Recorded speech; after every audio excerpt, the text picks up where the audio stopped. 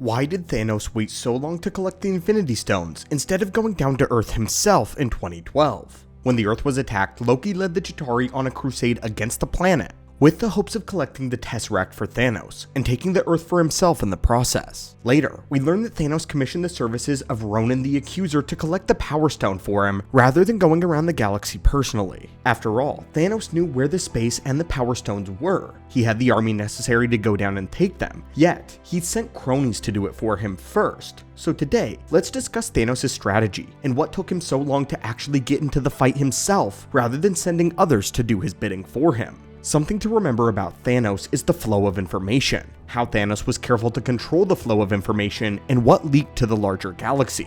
On the surface, the Chitauri invasion of Earth looked like a futile attempt from an exiled Asgardian to claim a planet for himself. It was completely within Loki's character to march on a planet with the intention of taking it for himself personally, especially when the wider galaxy learns about his history with Thor and his feud with Odin. Nobody would have looked any more closely at the invasion, but if Thanos had gone down personally, people would have taken note instantly, and everyone would have figured out why he went down to Earth for a very different purpose than simple conquest. If Thanos had personally invaded, then yes, he may have beaten the Avengers, especially as they were in 2012, but the rest of the galaxy, including Asgard, would have had to ask him why. Odin especially would have figured out exactly what the Mad Titan was after right then, safeguarding and protecting the Tesseract for eons before hiding it in Tonsberg. Odin knew exactly what the Infinity Stones were, and we have evidence of this across several different films. First, in the Dark World, Odin leads Jane and Thor to a library. He tells them that the ether was only one of 6 incredibly powerful artifacts to present as a liquid rather than a physical item. We also know that when Sif and Volstagg go to the Collector and give him the Reality Stone, they specifically tell him that it is because it is unwise to keep 2 stones so close together. So if Volstagg and Sif knew what the Tesseract was, and that the ether itself was an Infinity Stone, then Odin certainly knew this as well. So now, we have to look at Thanos' perspective, because if he had done this, then he would have just inadvertently declared war with Odin and the entirety of the realm of Asgard. Furthermore, we know that at this point, the Ancient One was also alive, and it's entirely possible that the Ancient One would also have figured out Thanos' trap and plan as well. She likely could have moved the Time Stone somewhere else entirely. We don't currently know how much the Ancient One knew about the other 5 stones, but since Wong refers to the Eye of Agamotto as an Infinity Stone, and since he tells Tony the history of the stones in Infinity War, it seems like the Ancient One was well aware of what the stones were. Whether or not she knew the whereabouts of the other 5 stones is not clear, but we do know that at some point she looked into the future to see what Doctor Strange would end up becoming, though she couldn't see beyond the point of her own death. Given how much she knew when talking to the Hulk in Endgame though, it's reasonable to conclude that she would have seen Thanos' intentions as well, and this would have made it much harder for him to get to the Time Stone. We can even go further though, and ask what would have happened if Thanos went to Earth to get both stones at the same time.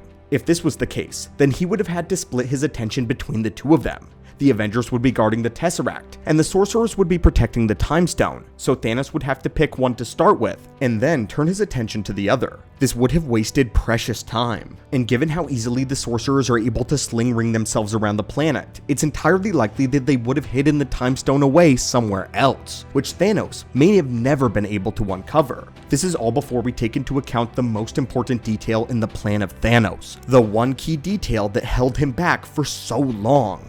Thanos needed to find all 6 of them before he could start closing in. Once he tipped his hand, he only had a very short window of time to get to the stones before even just one of them slipped through his grasp, which is why the order in which he collected the stones was very deliberate. At this time, Thanos did not have the location of the Soul Stone, and it can be inferred that Gamora was still looking for it at this point in time. In Infinity War, Gamora says that she found the map to the Soul Stone, and that she burned it so that Thanos would never find it. And since Peter didn't know about this, we know that it happened before 2014 when she joined the Guardians. Thanos, however, didn't learn that she had lied until much later, so he only started collecting the stones once he knew that he could get the information out of Gamora. From here, he still had to know that he could get to the Soul Stone, and it helped that the world around him kept changing in various ways that would aid his journey. We know that Odin was still an incredibly well-respected warlord and a warrior, and the 9 realms fell under his control at one point, and as we mentioned, the Ancient One is thousands of years old. the most powerful sorcerer of the age, and arguably one of the most powerful to ever live, simply based on her experience alone.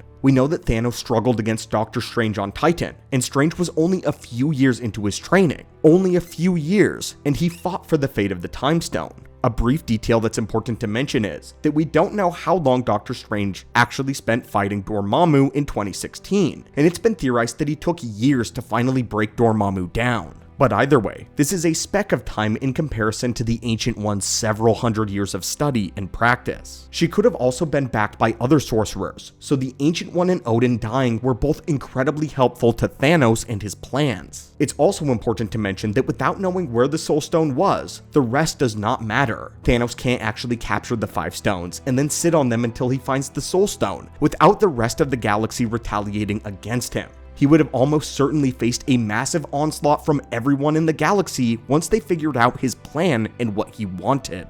And even with 5 Infinity Stones, he had to look for the Soul Stone while fighting off everyone in the galaxy at once, something that may have been impossible. So let's now talk about exactly why he chose this order of the stones. Why did Thanos chart his course as he did? Well, let's break it down.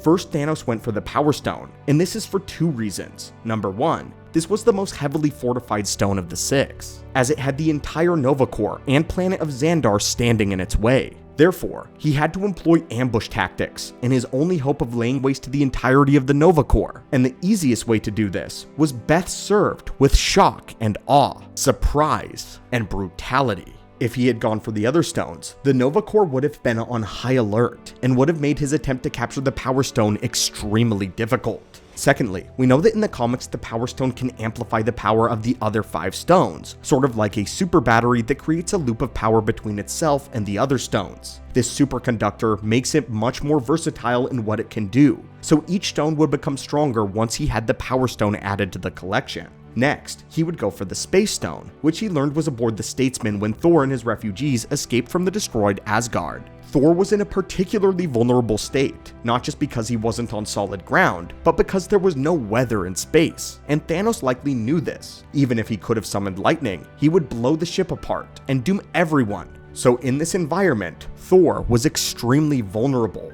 At the same time, he sends his Black Order to Earth in order to ambush the Avengers. At this time, Earth is far less advanced and protected than the other worlds. They do not have any direct lines of communication to somewhere like Xandar, and they are very ununiformed about what is going on in the rest of the galaxy. The Avengers are broken apart. Effectively, there's no galactic news cycle that goes to Earth, so Thanos could take this covertly. This is also why he saved Earth for last, and sent his minions ahead of him, since this would tip off Gamora and the Collector. So now, Thanos has to do 2 things: get the Reality Stone, and get Gamora in order to find the Soul Stone. And luckily, he knew Gamora well enough to know that as soon as she learned what he was up to, she would step in to stop him immediately. This is why he had an illusion ready on Nowhere, which made it look like she was ambushing him, because he knew her too well.